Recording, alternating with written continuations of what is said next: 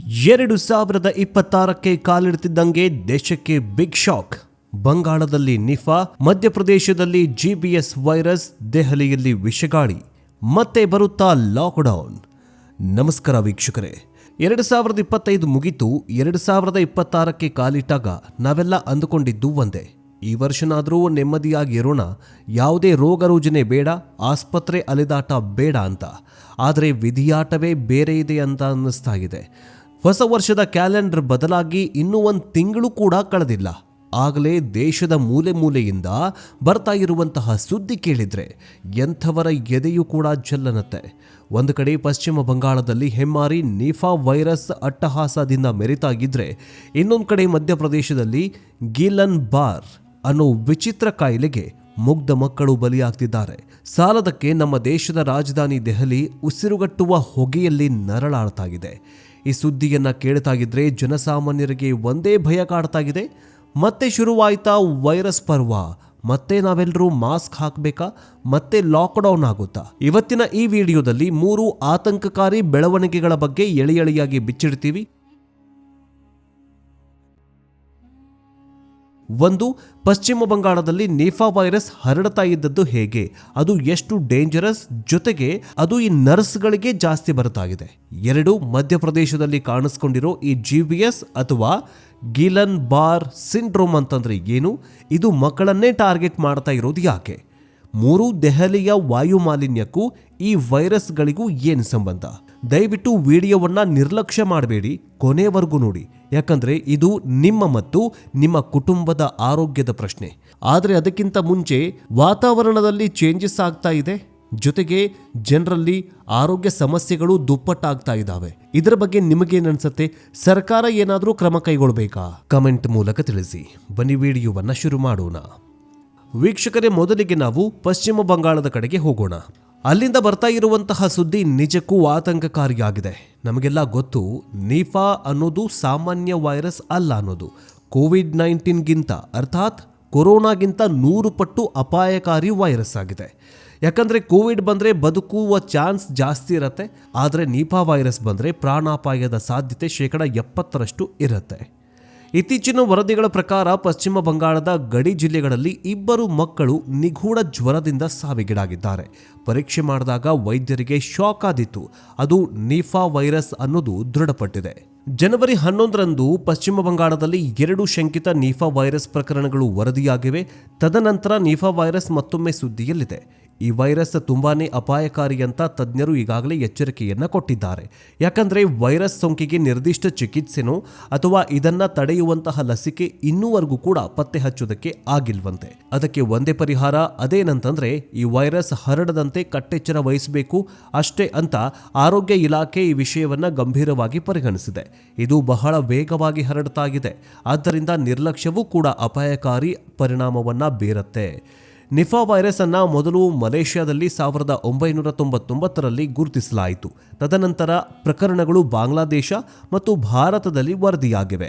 ಈ ವೈರಸ್ ಪ್ರಾಥಮಿಕವಾಗಿ ಹಣ್ಣು ತಿನ್ನುವ ಬಾವಲಿಗಳಿಂದ ಹರಡುತ್ತೆ, ಆದರೆ ಹಂದಿಗಳು ಮತ್ತು ಇತರೆ ಕೆಲವು ಪ್ರಾಣಿಗಳ ಮೂಲಕವೂ ಕೂಡ ಮನುಷ್ಯರಿಗೆ ಹರಡಬಹುದು. ಸೋಂಕಿತ ವ್ಯಕ್ತಿಯೊಂದಿಗೆ ಸಂಪರ್ಕವೂ ಸಹ ಆರೋಗ್ಯವನ್ನ ಹದಗೆಡಿಸುತ್ತೆ, ಅಂದರೆ ಹರಡಬಹುದು ಅಂತ ಹೇಳಲಾಗಿದೆ. ನಿಫಾ ವೈರಸ್ ಯಾಕೆ ಇಷ್ಟು ಅಪಾಯಕಾರಿ?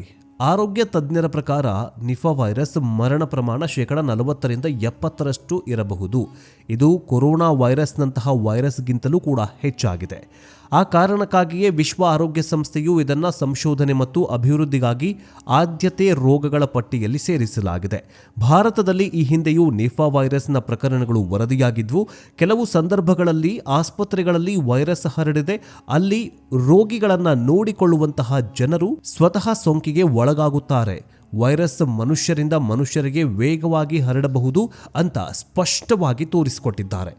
ಪಶ್ಚಿಮ ಬಂಗಾಳದಲ್ಲಿ ಈಗ ಏನಾಗಿದೆ ಅಂದರೆ, ರೋಗಿಗಳನ್ನು ನೋಡಿಕೊಳ್ಳುವಂತಹ ನರ್ಸ್ಗಳಿಗೆ ಜಾಸ್ತಿ ಹರಡ್ತಾ ಇದೆ. ಅಂದರೆ ಇದು ಕೂಡ ಕೊರೋನಾ ವೈರಸ್ನಂತೆ ಒಬ್ಬರಿಂದ ಒಬ್ಬರಿಗೆ ಹರಡುವ ಸಾಧ್ಯತೆ ಇರುತ್ತೆ, ಸ್ಪಷ್ಟವಾಗಿ ವಿಶ್ವ ಆರೋಗ್ಯ ಸಂಸ್ಥೆಗೆ ಹೇಳಿದೆ. ಇನ್ನು ಪಶ್ಚಿಮ ಬಂಗಾಳದಲ್ಲಿ ಕೇವಲ 1 ವಾರದಲ್ಲಿ 5 ನಿಫಾ ವೈರಸ್ ವರದಿಯಾಗಿದೆ. ಹಾಗೆ ಉತ್ತರ ಪ್ರದೇಶದಲ್ಲಿ 24 ಪರಗಣ ಜಿಲ್ಲೆಯಲ್ಲಿ ಬರಾಸತ್ ಖಾಸಗಿ ಆಸ್ಪತ್ರೆಯಲ್ಲಿ ಕೆಲಸ ಮಾಡ್ತಾ ಇದ್ದ ಇಬ್ಬರು ಸಿಬ್ಬಂದಿಯಲ್ಲಿ ಅಂದರೆ ಇಬ್ಬರು ನರ್ಸ್ಗಳಲ್ಲಿ ಈ ನಿಫಾ ವೈರಸ್ ವರದಿಯಾಗಿದ್ದು ಇಬ್ಬರು ಈಗ ಐಸಿಯುನಲ್ಲಿ ಚಿಕಿತ್ಸೆ ಪಡಿತಾ ಇದ್ದಾರೆ ಅಂತ ತಿಳಿದು ಬಂದಿದೆ. ಇದರ ಜೊತೆಗೆ 3 ಹೊಸ ಪ್ರಕರಣಗಳು ಕೂಡ ವರದಿಯಾಗಿವೆ.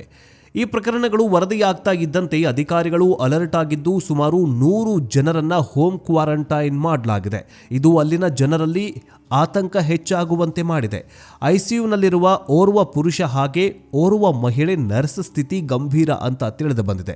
ನಿಫಾ ವೈರಸ್ ಕೆಲವು ಜಾಗತಿಕ ಬಾವಲಿಗಳಿಂದ ಹರಡುತ್ತೆ. ಈ ಹರಡುವಿಕೆಯನ್ನ ಝೋನೋಸಿಸ್ ಅಂತ ಕರೀತಾರೆ. ಈ ಸಮಸ್ಯೆ ನಗರಕ್ಕಿಂತ ಗ್ರಾಮೀಣ ಪ್ರದೇಶದಲ್ಲಿ ಹೆಚ್ಚಾಗಿ ಹರಡುತ್ತಾ ಇದೆ. ಆದರೆ ಗ್ರಾಮೀಣ ಭಾಗಗಳಲ್ಲಿ ಬೆಳೆದ ಹಣ್ಣು ತರಕಾರಿ ನಗರ ಸೇರುವುದು ಸಹ ಈ ಭಾಗದಲ್ಲೂ ಪ್ರಕರಣ ಏರಿಕೆಯಾಗಿ ಕಾರಣವಾಗುತ್ತೆ. ಇನ್ನು ಬಾವಲಿಗಳು ತಿನ್ನುವಂತಹ ಹಣ್ಣು ತರಕಾರಿಗಳನ್ನು ಸೇವಿಸುವುದು ಪ್ರಾಥಮಿಕ ಸಂಪರ್ಕ ಅಂತ ಪರಿಗಣಿಸಲಾಗಿದೆ.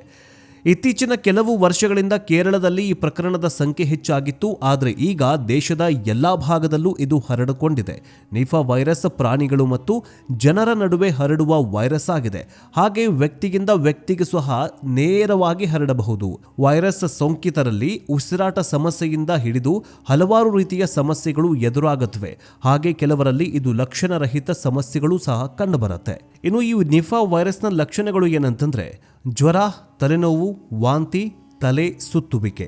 ಕೆಲವರಲ್ಲಿ ಅಪಸ್ಮಾರದ ಲಕ್ಷಣಗಳು ಕೂಡ ಕಾಣಿಸುತ್ತವೆ. ಈ ಲಕ್ಷಣಗಳು ಸಾಮಾನ್ಯವಾಗಿ 10 ರಿಂದ 12 ದಿನಗಳ ನಂತರ ಕಾಣಿಸ್ಕೊಳ್ಳುತ್ತೆ. ಬಳಿಕ ಪ್ರಜ್ಞಾಹೀನರಾಗ್ತಾರೆ. ನಂತರ ಈ ಜ್ವರ ತೀವ್ರವಾಗಿ ಮೆದುಳಿಗೆ ವ್ಯಾಪಿಸುತ್ತೆ. ಕೆಲವು ಬಾರಿ ಸೂಕ್ತ ಚಿಕಿತ್ಸೆ ಲಭಿಸದಿದ್ರೆ ಸಾವು ಸಂಭವಿಸುತ್ತೆ ಅಂತ ಹೇಳಲಾಗಿದೆ. ಇನ್ನು ವೀಕ್ಷಕರೇ, ಎರಡನೇ ಭಾಗದ ಕಡೆ ಬರೋದಾದರೆ ಮಧ್ಯಪ್ರದೇಶ ಮತ್ತು ನಿಗೂಢ ಗೀಲನ್ ಬಾರ್ ವೈರಸ್. ಈಗ ಪಶ್ಚಿಮ ಬಂಗಾಳದಿಂದ ಮಧ್ಯಪ್ರದೇಶದ ಕಡೆಗೆ ಬರೋಣ. ಇಲ್ಲಿ ಇನ್ನೊಂದು ವಿಚಿತ್ರ ಆತಂಕ ಶುರುವಾಗಿದೆ. ಅದುವೇ ಗಿಲನ್ ಬಾರ್ ಸಿಂಡ್ರೋಮ್ ಅರ್ಥಾತ್ GBS. ವೀಕ್ಷಕರೇ, ಇದೊಂದು ವೈರಸ್ ಅಲ್ಲ, ಇದೊಂದು ಸಿಂಡ್ರೋಮ್. ಅಂದ್ರೆ ನಮ್ಮ ದೇಹದ ರೋಗ ನಿರೋಧಕ ಶಕ್ತಿಗೆ ನಮ್ಮ ನರಮಂಡಲದ ಮೇಲೆ ದಾಳಿ ಮಾಡುವ ವಿಚಿತ್ರ ಪರಿಸ್ಥಿತಿ. ಮಧ್ಯಪ್ರದೇಶದಲ್ಲಿ ಇದ್ದಕ್ಕಿದ್ದಂತೆ ಹಲವು ಮಕ್ಕಳಲ್ಲಿ ಈ ಲಕ್ಷಣಗಳು ಕಾಣಿಸಿಕೊಂಡಿವೆ. ಮಕ್ಕಳಿಗೆ ಏಕಾಏಕಿ ಕೈಕಾಲು ನಿಶಕ್ತಿಯಾಗೋದು, ನಡೆಯೋದಕ್ಕೆ ಆಗದೇ ಇರೋದು ಮತ್ತು ಉಸಿರಾಟ ನಿಂತು ಹೋಗುವ ಲಕ್ಷಣಗಳು ಕಂಡು ಬರ್ತಾ ಇವೆ. ದುರಂತ ಅಂದ್ರೆ ಸರಿಯಾದ ಸಮಯಕ್ಕೆ ಚಿಕಿತ್ಸೆ ಸಿಗದೆ ಕೆಲವು ಮಕ್ಕಳು ಪ್ರಾಣ ಕಳೆದುಕೊಂಡಿದ್ದಾರೆ. ಇದು ಯಾಕೆ ಬರುತ್ತೆ? ಸಾಮಾನ್ಯವಾಗಿ ಯಾವುದಾದ್ರೂ ವೈರಲ್ ಫೀವರ್ ಅಥವಾ ಬ್ಯಾಕ್ಟೀರಿಯಾ ಸೋಂಕು ಬಂದ ನಂತರ ಸೈಡ್ ಎಫೆಕ್ಟ್ ಆಗಿ ಈ GBS ಕಾಣಿಸ್ಕೊಳ್ಳುತ್ತೆ. ಈಗ ಚಳಿಗಾಲ ಇರೋದ್ರಿಂದ ಮತ್ತು ಹೊಸ ವೈರಸ್ಗಳು ಗಾಳಿಯಲ್ಲಿ ಇರೋದ್ರಿಂದ ಮಕ್ಕಳಲ್ಲಿ ರೋಗ ನಿರೋಧಕ ಶಕ್ತಿ ದಿಕ್ಕು ತಪ್ಪಿ ಸ್ವತಃ ಅವರೇ ದೇಹವನ್ನ ಡ್ಯಾಮೇಜ್ ಮಾಡ್ಕೊಳ್ತವೆ. ಪೋಷಕರೇ ಗಮನಿಸಿ, ನಿಮ್ಮ ಮಕ್ಕಳಿಗೆ ಜ್ವರ ಬಂದು ಹೋದ ಮೇಲೆ ಅವರಿಗೆ ಕೈಕಾಲು ನೋವು ಅಂತ ಹೇಳಿದ್ರೆ ಅಥವಾ ನಡೆಯೋದಕ್ಕೆ ಕಷ್ಟ ಪಡ್ತಾ ಇದ್ದಾರೆ ಅಂತ ಹೇಳಿದ್ರೆ ದಯವಿಟ್ಟು ನಿರ್ಲಕ್ಷ್ಯ ಮಾಡೋದಕ್ಕೆ ಹೋಗಬೇಡಿ. ಇದು GBSನ ಆರಂಭ ಲಕ್ಷಣಗಳ ಆಗಿರಬಹುದು. ವೀಕ್ಷಕರೇ, ದೇಶಾದ್ಯಂತ ಈ GBS ವೈರಸ್ ಬಗ್ಗೆ ಕಳವಳ ಹೆಚ್ಚಾಗ್ತಾ ಇದ್ದು ಸರಿಯಾದ ಮಾಹಿತಿ ಇಲ್ಲದೆಯೇ ಭಯಪಡುವಂತಾಗಿದೆ. ಇದಕ್ಕೆ ಪೂರಕವಾಗಿ ರಾಜ್ಯ ಸರ್ಕಾರ ಕೂಡ ಕಾಯಿಲೆಯಿಂದ ಬಳಲ್ತಾ ಇರುವ ರೋಗಿಗಳ ಹೊರೆ ಕಡಿಮೆ ಮಾಡುವ ನಿಟ್ಟಿನಲ್ಲಿ ಇಂಟ್ರಾವೆನಸ್ ಇಮ್ಯುನೋಗ್ಲಾಬ್ಯುಲಿನ್ ಚಿಕಿತ್ಸೆಯನ್ನ ಆಯುಷ್ಮಾನ್ ಭಾರತ್ ಆರೋಗ್ಯ ಕರ್ನಾಟಕ ಯೋಜನೆಯ ವ್ಯಾಪ್ತಿಯಲ್ಲಿ ತರಲಾಗಿದ್ದು ದುಬಾರಿ ಚಿಕಿತ್ಸೆಯನ್ನ ಕೈಗೆಟುಕುವಂತೆ ಮಾಡುವ ಮೂಲಕ ನೆರವಾಗ್ತಾಗಿದೆ. ಇನ್ನು ಮೂರನೇದಾಗಿ ದೆಹಲಿ ವಿಷಗಾಳಿ ಮತ್ತು ಲಾಕ್ಡೌನ್. ನಮ್ಮ ದೇಶದ ರಾಜಧಾನಿ ಈಗ ICUನಲ್ಲಿದೆ. ದೆಹಲಿ ಈಗ ರಾಜಧಾನಿಯಾಗಿ ಉಳಿದಿಲ್ಲ, ಅದೊಂದು ಗ್ಯಾಸ್ ಚೇಂಬರ್ ಅರ್ಥಾತ್ ವಿಷಗಾಳಿ ನಗರ ಅಂತ ಆಗೋಗ್ಬಿಟ್ಟಿದೆ. ಅಲ್ಲಿನ ಗಾಳಿಯ ಗುಣಮಟ್ಟ AQI ಎಷ್ಟರ ಮಟ್ಟಿಗೆ ಹದಗೆಟ್ಟು ಹೋಗಿದೆ ಅಂದರೆ ಒಬ್ಬ ಮನುಷ್ಯ ದೆಹಲಿಯಲ್ಲಿ ಒಂದು ದಿನ ಉಸಿರಾಟ ಮಾಡಿದರೆ ಅವನು 20 ರಿಂದ 30 ಸಿಗರೇಟ್ ಸೇದಿದಷ್ಟೇ ವಿಷ ಅವನ ದೇಹ ಸೇರುತ್ತಾಗಿದೆ. ನೀವು ಕೇಳಬಹುದು, ದೆಹಲಿ ಪೊಲ್ಯೂಷನ್ಗೂ ಬಂಗಾಳದ ವೈರಸ್ಗೇನು ಸಂಬಂಧ ಅಂತ. ಸಂಬಂಧ ಇದೆ ವೀಕ್ಷಕರೇ, ನೇರವಾಗಿ ಸಂಬಂಧ ಇದೆ. ಯಾವಾಗ ನಾವು ಕಲುಷಿತ ಗಾಳಿಯನ್ನು ಉಸಿರಾಡ್ತೀವೋ ಆಗ ನಮ್ಮ ಶ್ವಾಸಕೋಶ ಲಂಗ್ಸ್ ವೀಕ್ ಆಗತ್ತೆ, ನಮ್ಮ ರೋಗ ನಿರೋಧಕ ಶಕ್ತಿ ಕುಂದು ಹೋಗ್ಬಿಡತ್ತೆ. ಯಾವಾಗ ಇಮ್ಯುನಿಟಿ ಕಡಿಮೆ ಆಗುತ್ತೋ ಆಗ ನಿಫಾ ಆಗಿರಲಿ ಅಥವಾ ಈ GBS ಆಗಿರಲಿ ಇನ್ಯಾವುದೋ ವೈರಸ್ ಆಗಿರಲಿ ಸುಲಭವಾಗಿ ನಮ್ಮ ದೇಹವನ್ನು ಆಕ್ರಮಿಸಿಕೊಳ್ಳುತ್ತೆ. ದೆಹಲಿಯಲ್ಲಿ ಈಗ ಶಾಲಾ ಕಾಲೇಜುಗಳಿಗೆ ರಜೆ ಘೋಷಣೆ ಮಾಡಲಾಗಿದೆ. ವಾಹನಗಳ ಮೇಲೆ ನಿರ್ಬಂಧ ಹೇರಲಾಗಿದೆ. ಜನ ಮಾಸ್ಕ್ ಇಲ್ಲದೆ ಹೊರಗಡೆ ಬರ್ತಾ ಇಲ್ಲ. ಈ ದೃಶ್ಯಗಳನ್ನು ನೋಡ್ತಾ ಇದ್ರೆ 2020ರ ಲಾಕ್ಡೌನ್ ದಿನಗಳು ಕಣ್ಮುಂದೆ ಬರುತ್ತವೆ ಅಲ್ವಾ. ಈಗ ಎಲ್ಲರ ಮನಸ್ಸಲ್ಲಿರೋ $1 ಮಿಲಿಯನ್ ಪ್ರಶ್ನೆ ಏನಂತಂದರೆ ಮತ್ತೆ ಲಾಕ್ಡೌನ್ ಆಗುತ್ತಾ? ಸದ್ಯದ ಮಟ್ಟಿಗೆ ಕೇಂದ್ರ ಸರ್ಕಾರ ಲಾಕ್ಡೌನ್ ಬಗ್ಗೆ ಯಾವುದೇ ಘೋಷಣೆ ಮಾಡಿಲ್ಲ.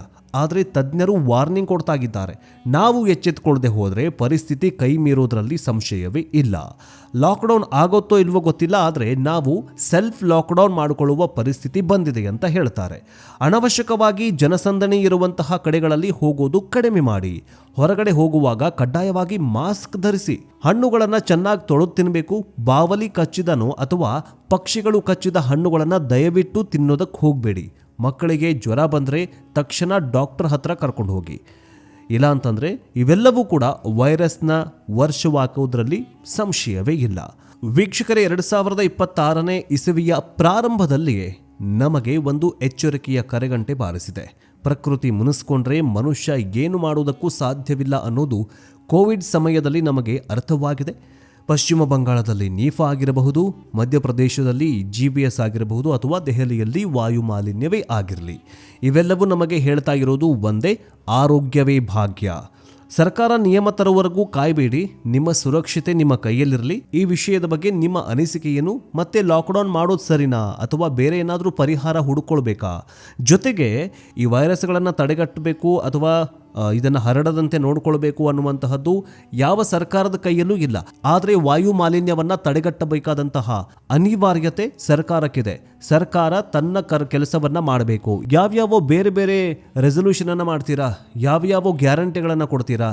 ನಾವು ಅಧಿಕಾರಕ್ಕೆ ಬಂದರೆ ಅದು ಮಾಡ್ತೀವಿ, ಅಧಿಕಾರಕ್ಕೆ ಬಂದರೆ ಇದು ಮಾಡ್ತೀವಿ, ಆ ಯೋಜನೆ ತರ್ತೀವಿ, ದುಡ್ಡು ಕೊಡ್ತೀವಿ, ಇದು ಕೊಡ್ತೀವಿ ಅಂತ ದೆಹಲಿ ಜೊತೆಗೆ BJP ಸರ್ಕಾರ, ಕೇಂದ್ರ ಸರ್ಕಾರ, ಮೋದಿಯವರ ಸರ್ಕಾರ ಮೊದಲು ವಾಯು ಮಾಲಿನ್ಯವನ್ನು ಕಂಟ್ರೋಲ್ ಮಾಡೋದು ಹೆಂಗಂತ ಮೊದಲು ಅದರ ಬಗ್ಗೆ ಅಧ್ಯಯನ ಮಾಡಿ.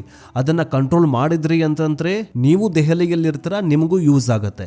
ದೆಹಲಿಯಲ್ಲಿ ಇದೇ ತೆರನಾಗಿ ವಿಷಗಾಳಿ ಹರಡಿತು ಅಂತಂದರೆ ದೆಹಲಿ ಜನ ಇಡೀ ರಾಜ್ಯವನ್ನು ಬಿಟ್ಟು ಬರ್ತಾರೆ ಬೇರೆ ಕಡೆ.